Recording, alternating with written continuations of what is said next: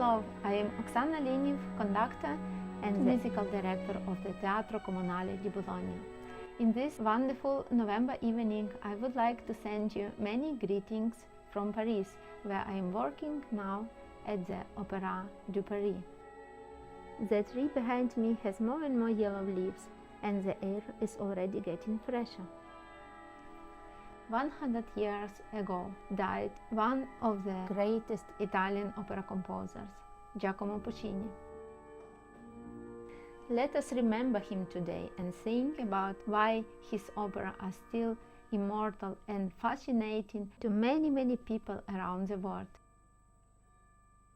My first professional touch with the music by Giacomo Puccini was at the Lviv Opera House, and one of my first opera performances was Madama Butterfly. I remember when in the very last scene I was completely overwhelmed from the music and from the deepness of human emotions which Puccini was able to express in this score.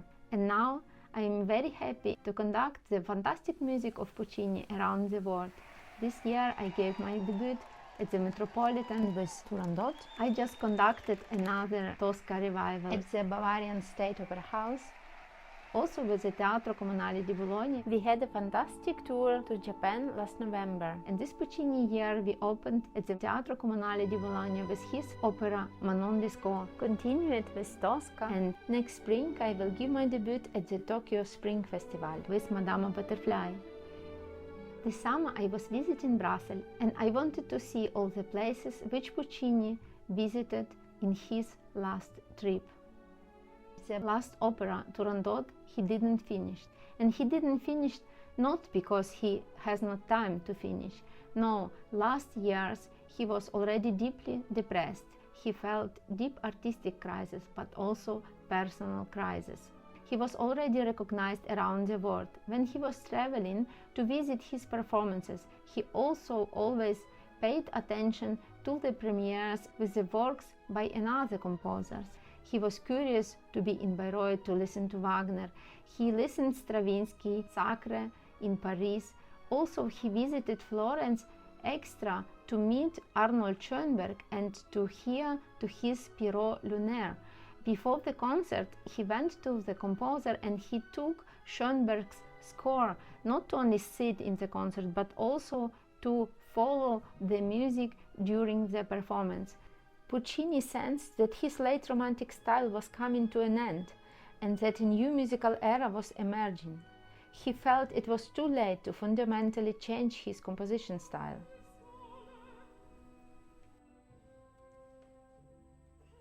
When he went to Brussels, he was hoping to get in touch with very famous doctor, and he was hoping that this doctor can help him. Unfortunately, this trip was the last one.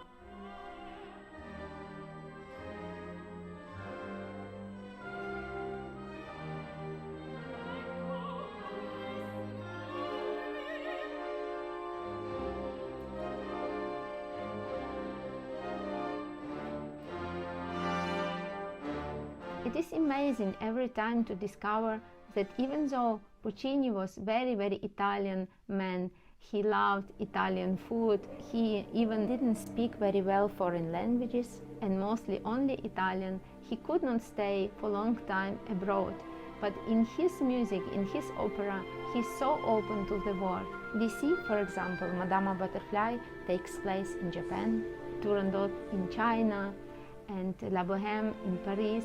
Manon Lescaut is starting in Amiens in France and after continuing in America. He is mostly very Italian opera Tosca, but we see that even there Cavaradossi, the painter, is on the side of French troops of Napoleon because he is following the ideas of French Revolution. It shows us that the music of Puccini has not borders, and I think also that his music is also timeless. I want to invite you to go with me and to see the places where Puccini spent the last moments of his life.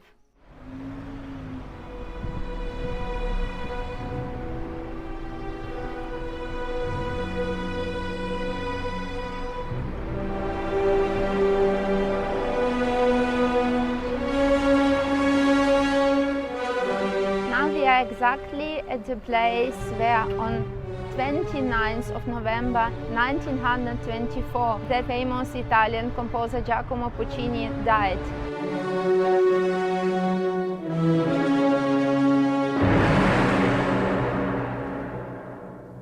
His heart gave out after the unsuccessful surgery. It was experimental therapy with radium, and it was only 2 clinics here in Brussels and in Berlin where that experimental therapy took place. Puccini had a big hope that his health could be back. He is now in the hands of the doctors and God, Puccini writes. His wife Elvira goes even further. She telegraphs a friend saying that the throat tumor has turned out to be benign. On November 10th, Puccini moves from the hotel to the clinic and the cancer treatment begins. It is to last 6 weeks. Poor me, he writes, and Turandot.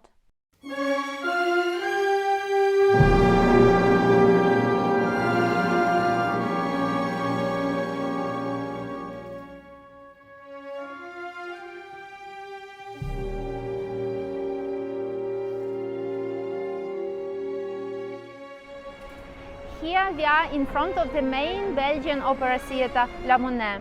During his weeks of radium therapy in the private clinic, Giacomo Puccini with son Antonio also visited the performance Madama Butterfly in French language. But unfortunately, Puccini could not stay until the end of the performance because he became too ill.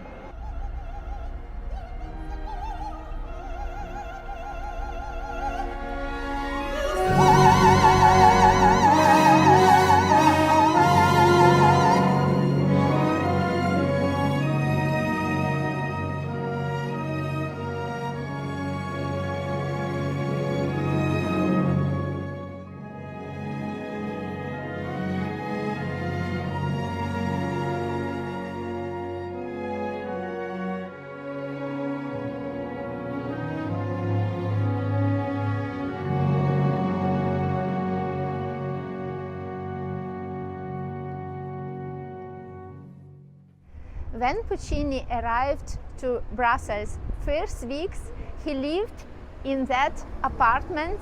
Now this is Hotel Puccini, and he arrived with his son, having in his luggage the sketches for the finale of his last opera, Turandot.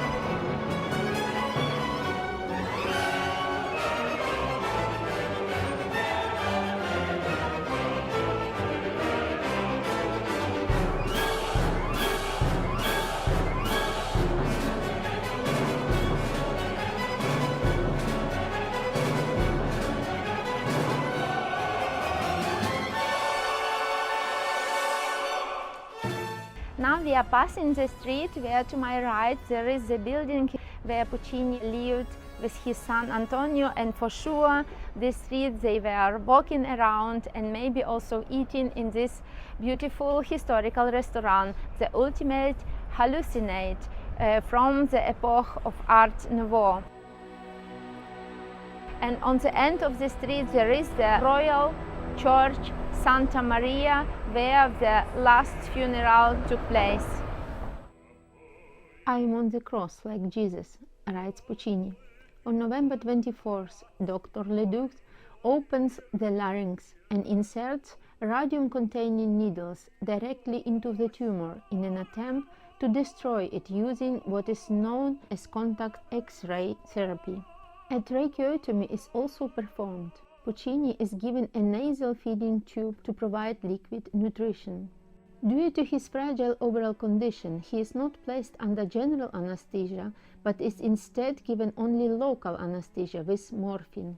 The horrific procedure ends Puccini's human existence, although he lives for another 5 days.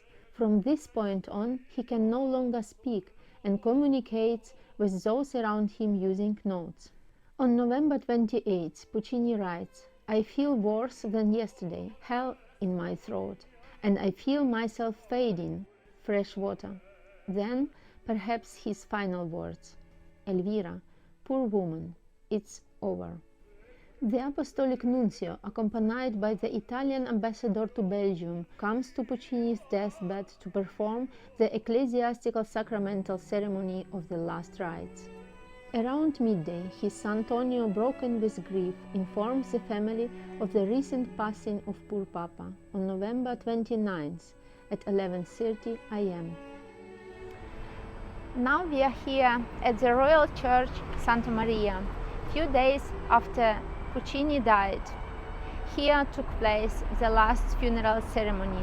A great crowd of people gathered here together to give the last honor to one of the greatest Italian opera composer.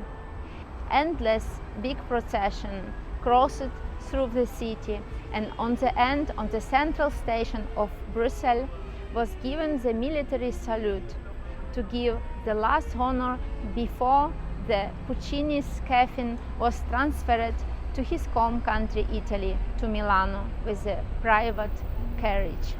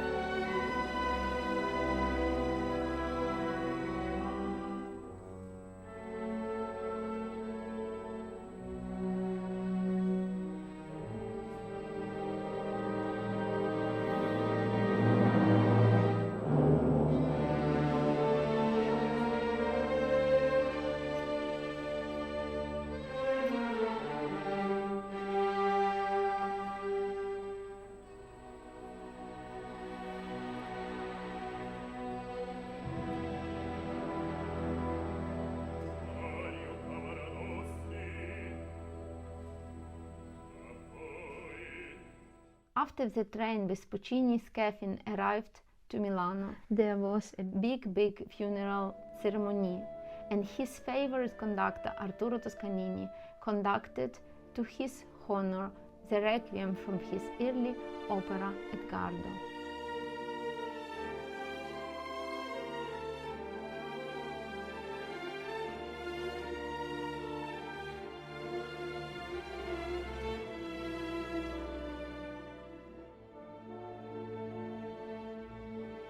I think that in his operas, Puccini wanted to leave us one message: how important love is.